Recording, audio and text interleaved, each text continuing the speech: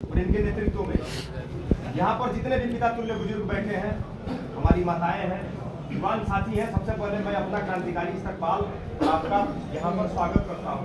अपनी बात को शुरू करने से पहले एक सवाल करना चाहता हूँ। यहाँ पर पुलिस के अधिकारी खड़े हैं, यहाँ कांस्टेबल साहब खड़े हैं, तो पूछना चाहता हूँ, आप भी किसी किसान के बेटे होंगे, आप भी किसी गरीब परिवार से निकल कर आए होंगे, आप भी किसी मजदूर के बेटे होंगे। किन परिस्थितियों में आपका भरण पोषण हुआ होगा और आज आप अधिकारी कर्मचारी बनकर, अच्छी बात है कि चौकी और थाने पर बैठे हैं। और किस मानवता से आपके अंदर वो जमीर कैसे मर गया कि उसी जूते के बूट से आज उसी किसान गरीब मजदूर को कुचलने पर, उसको मिटाने पर, उसी पथ पर बड़ी तेजी से चलने के कुर्सी पूछना चाहते हैं कि गरीबों किसानों मजदूरों के टैक्स के पैसे से आपकी सैलरी भरी जाती है। जिनके पैसों पर आप पलते हैं, उन्हीं को बर्बाद करने के रास्ते पर आप कैसे चलते हैं? ये कभी आपने रात को नींद सोने से पहले ये सोचा क्यों नहीं? जिनके टैक्स की पैसे से आपकी सैलरी भरी जाती है। मैं भी थाने और चौकी पर जाता हूँ, कई मामलों में गया हूँ, मैं जानता हूँ कि तमकुही के चौकी और थानों पर एक रेट सूची है कि पहले आपका दरखास्त दिया जाएगा, आपके घर पुलिस तभी जाएगा जब आप 500-1000 रुपया उनके चरण में लाकर रखेंगे, तभी आपके मामले की सुनवाई के लिए आपके घरों तक पहुंचेगा। आपके खिलाफ, गरीब किसान मजदूर के बेटों के खिलाफ, उसका मैं भुक्तभोगी हूँ। आपके बिना किसी गलती के आपके ऊपर किसी तानाशाह, किसी बाहुबली, किसी धनबली के पैसे के आधार पर आप पर 10-10, 15-15 धाराओं में मुकदमा लिखकर आपके जीवन को बर्बाद करने का कार्य पुलिस आज कर रही है, उस पर आवादा है। हम आपसे कहना चाहते हैं कि आप उसका भुक्तभोगी मैं हूँ। मैं शाम को रात में यहाँ से जा रहा था, 7 डेज जो यहाँ पर मौजूद है एक रेस्टोरेंट, यहाँ से मैं घर को निकल रहा था, यहाँ पुलिस का एक जत्था ओवरब्रिज के सामने बैठा था। रोक करके हमने कहा कि मैं प्रदेश प्रवक्ता भारतीय युवा कांग्रेस हर्षद रजा हूँ, मैं आया था बर्थडे सेलिब्रेट करके घर जा रहा हूँ। उसके बावजूद ये सुनते ही पता नहीं कैसे उनके शरीर में करंट लग गया और फिर अब तो चालान कटेगा ही कटेगा। हमने पूछा कि क्यों कटेगा भैया?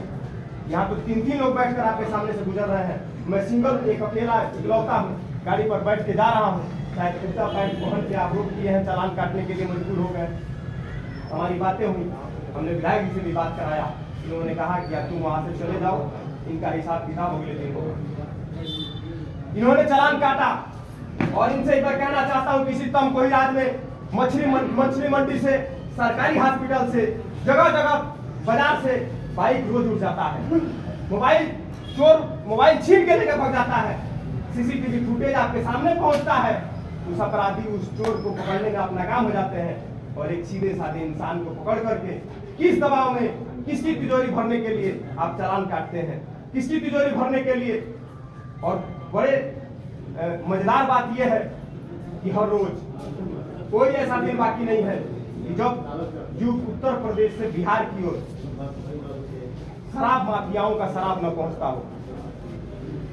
उत्तर प्रदेश से बिहार की ओर गौ तस्करों का जो तस्करी कर रहे हैं, उनके गौ यहाँ से बिहार की तरफ न जाती। उस वक्त प्रशासनिक अमला कहाँ हो जाता है?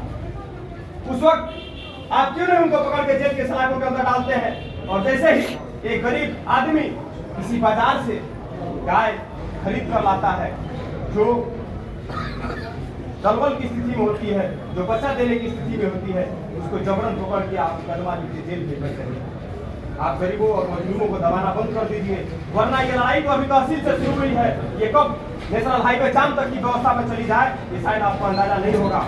ये एक नौजवान कांग्रेस पार्टी का कार्यकर्ता ये कह रहा है, सर पर कफन बात कर जिस दिन हम लोग निकलेंगे, लड़ाई आर पार की होगी, देखा जाएगा। लेकिन आप लोग ये पुलिस का उत्पीड़न बंद कर दीजिए।